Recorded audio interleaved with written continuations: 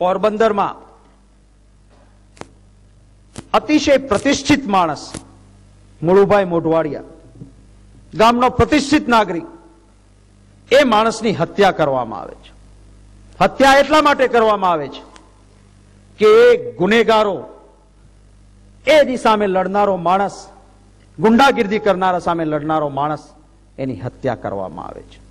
અને હત્યા કરવામાં જે તહોમતદારો છે, એ તહોમતદારોને માનનીય અધ્યક્ષશ્રી અત્યંત દુઃખ સાથે કહેવું પડે, હું માનવા તૈયાર નહોતો.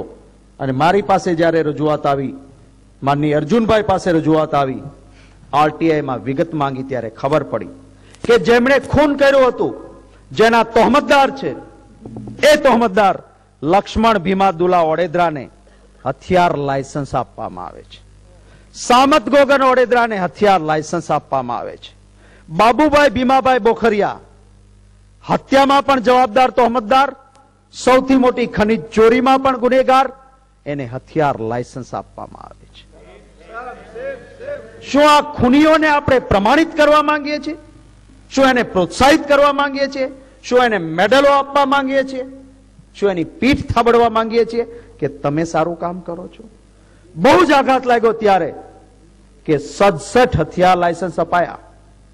એ 67 માંથી 53 એવી વ્યક્તિઓ કે જ્યાં કાં તો ડીએસપીએ અથવા ડિવિઝનલ મેજિસ્ટ્રેટે લખ્યું, કે આમને હથિયાર લાયસન્સ નહીં આપવું જોઈએ, એમ છતાં પણ આપ્યું. અને 14 વ્યક્તિઓ એવા કે જેને બધાનો પોઝિટિવ રિપોર્ટ હતો, છતાં કલેક્ટરે કહ્યું કે તમને લાયસન્સ નહીં મળે, કારણ કે અહીં તો લાયસન્સ આપવાના સમીકરણો જ કંઈક માનનીય અધ્યક્ષશ્રી જુદા ચાલી રહ્યા છે. માનનીય અધ્યક્ષશ્રી, શિક્ષણની વાત કરવામાં આવી છે. હું 3 મિનિટ લઈશ. માનનીય અધ્યક્ષશ્રી, જે શિક્ષણની વાત કરવામાં આવી છે એમાં આપણે અહીંયા એન્જિનિયરોની, નોંધાયેલા બેરોજગાર એન્જિનિયરોની સંખ્યા ડબલ થઈ ગઈ છે. શા કારણે થઈ છે? કારણ કે આપે શિક્ષણનું સ્તર એટલું નીચું લાવ્યા છીએ એટલા માટે. માનનીય અધ્યક્ષશ્રી, પોલિટેકનિકમાં 75% પ્રિન્સિપાલની જગ્યાઓ ખાલી, 90% પ્રોફેસરની જગ્યાઓ ખાલી, 71% આસિસ્ટન્ટ પ્રોફેસરની ખાલી, 73% લેક્ચરરની ખાલી, અને ટોટલ વેકન્સી 75% ખાલી. માનનીય અધ્યક્ષશ્રી, એ જ રીતે માનનીય અધ્યક્ષશ્રી, ટેકનિકલ પોસ્ટ એન્જિનિયરિંગના અંદર 84%, 83%, 69% જગ્યાઓ, અને આ પણ આરટીઆઈના આંકડા છે. જેથી કોઈને ઈચ્છા થાય તો મારી સામે વિશેષાધિકાર અથવા ટેબલ પર મૂકવાનું કહેશે તો ટેબલ પર મૂકવાની માનનીય અધ્યક્ષશ્રી મારી તૈયારી છે. શું આ સ્તરે શિક્ષણ લઈ જવા માંગીએ છીએ આપણે? આટલી જગ્યાઓ ખાલી હોય, આપણો બહાર પડેલો એન્જિનિયર એને જોબલેસ રહેવું પડે, કારણ કે આટલી જગ્યાઓ ખાલી હોય, એમાં અભ્યાસ ન થઈ શકે. આપણા સમીકરણો શું થાય છે મને ખબર નથી પડતી. કે જે મહેતા ટીબી હોસ્પિટલને આપણે એક માન્યતાને આપી, ત્યાં આગળ કોલેજ સ્થપાઈ, મેડિકલ કોલેજ. છોકરાઓનું ભવિષ્ય આજે અધ્ધર તાલ થઈ ગયું છે. એ છોકરાઓ માટે મેડિકલ કાઉન્સિલનો રિપોર્ટમાં લખે છે, there is neither drinking water facility nor a toilet facility are available. It is clear indicates that the college is not operational and it is not having even a basic requirement of running a medical college. Medical council તો બહારની હોય. આપની યુનિવર્સિટીના 3 પ્રતિનિધિઓની team ગઈ અને એમણે પણ કહ્યું કે મેડિકલ કોલેજ માટેની કોઈ વ્યવસ્થા નથી. 1 વર્ષથી ત્યાં ભણતા હતા બાળકો, એના ભવિષ્યની ચિંતા આપને નથી થતી કે આને અમારે ક્યાંક સમાવવા જોઈએ?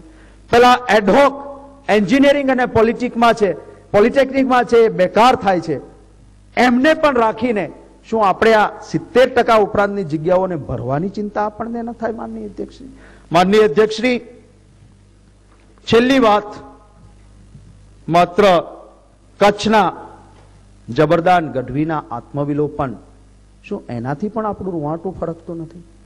એક માણસે કહ્યા પછી કે હું મરી જઈશ, એને પ્રોટેક્શન આપવાનું કામ પણ આપણે ના કરી શકીએ, એને સંતોષ પણ ના આપી શકીએ. માનનીય અધ્યક્ષશ્રી, ગાયો માટેનું ખાણ લાવ્યા હતા 10 કરોડનું. અમારા સૌરાષ્ટ્રમાં કહેવાય છે કે આ ગાયો માટેનું ખાણ 2 પગવાળા ખૂંટિયા ખાઈ ગયા છે. માનનીય અધ્યક્ષશ્રી, ફોર્ટિફાઈડ આટા માટે, માનનીય આનંદીબેન નથી, કોઈ એમના ધ્યાને મૂકજો કે ફોર્ટિફાઈડ આટાના કોન્ટ્રાક્ટ માટે કરોડો લઈને આટા ફેરતા મારતા લોકો થઈ ગયા છે. ટ્રાન્સપેરન્ટ વ્યવસ્થા રાખે તો સારું. છેલ્લી વાત, માનનીય અધ્યક્ષશ્રી, આ રાજ્યના chief secretary is the head of the executive. એ મિસ્ટર જ્યોતિને કાગળ લખાય છે અને એની એમને શંકા નથી જતી.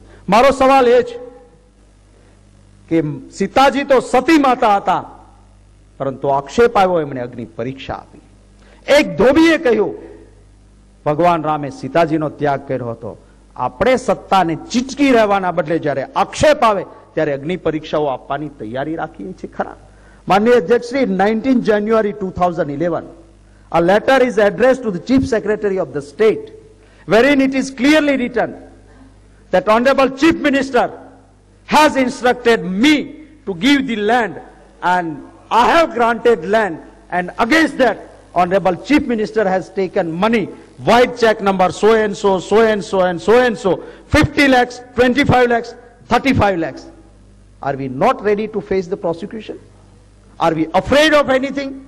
Why are we not prepared to give this investigation to a sitting judge of the Supreme Court, or are we not ready to face the CBI investigation? If you have a clear hands,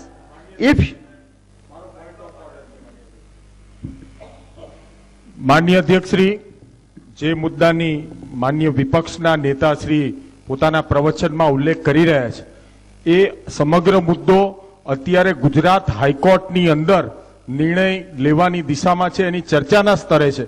મને લાગે છે, મને પૂરું કરવા દો, મને લાગે છે કે ચીફ સેક્રેટરી એ એડ્રેસ કરીને લખેલા પત્રના સંદર્ભમાં જે ઉલ્લેખો થયા છે એ ઉલ્લેખો અત્યારે નામદાર હાઈકોર્ટમાં ન્યાયાધીન હોવાથી, આ મુદ્દાની સબજુડિસ મેટર હોવાથી, આ મુદ્દાની અત્રે એ પત્રનો પણ ઉલ્લેખ કરવો એ માનનીય અધ્યક્ષશ્રી, એ સબજુડિસ મેટર હોવાથી એનો ઉલ્લેખ કરવો પણ યોગ્ય નથી.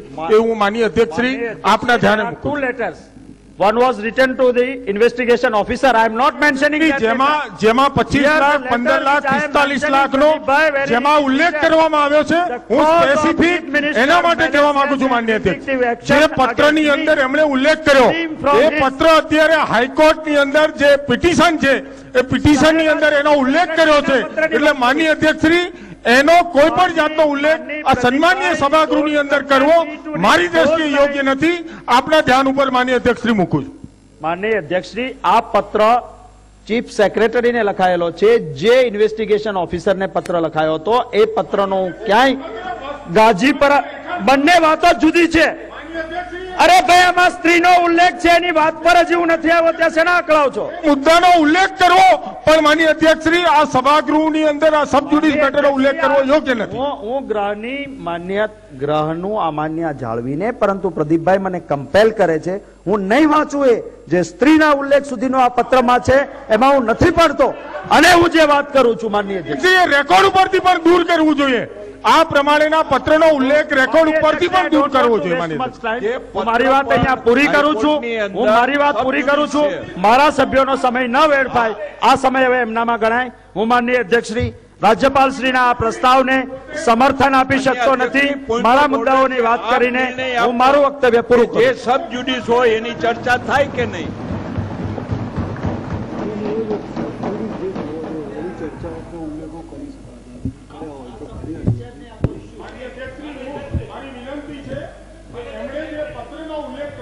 અત્યારે હાલમાં નામદાર હાઈકોર્ટ હેઠળ છે, મેજ ઉપર મૂકવા માટેનો હું નથી કહેતો માનનીય અધ્યક્ષશ્રી. મારો માત્ર કહેવાનો આશય એટલો છે, જે નામદાર હાઈકોર્ટ પાસે જે વિગતો અત્યારે ચાલતી હોય એમણે જે ઉલ્લેખ કર્યા છે એ આ સભાગૃહના રેકોર્ડ ઉપર રાખવા પણ યોગ્ય નથી. એને પણ સભાગૃહના રેકોર્ડ ઉપરથી રદ કરવામાં આવે. શેના માટે? જે સબજુડિસ જે શબ્દો કોર્ટ મેટર ચાલુ હોય તો એનો રેકોર્ડ ઉપરથી દૂર કરવામાં આવશે. જસુમતીબેન.